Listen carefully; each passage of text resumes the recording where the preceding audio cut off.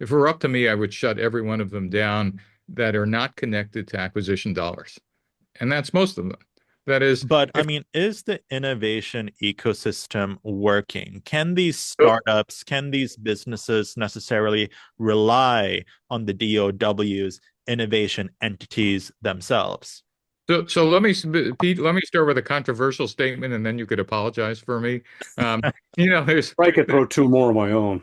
yeah, at least by the end of the Biden administration, there were 100 or 200 now incubators and accelerators that across back then the DoD, when we had close to zero 5 years earlier. If it were up to me, I would shut every one of them down that are not connected to acquisition dollars.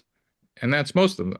That is, if you're creating great demos for generals or admirals, that's makes everybody feel warm and fuzzy. But if there is no path to actually deployment, and that's the key, tell me what happens after we do the demo. Do you have capital and can you deploy at scale? Or is there a requirement for this? Or can we write a requirement for this? And not almost, but when I ask those questions inside those accelerators and incubators, people look at their shoes or point to the posters and coffee cups, and then, the conversation moves on. So I guess I would contend we built it backwards.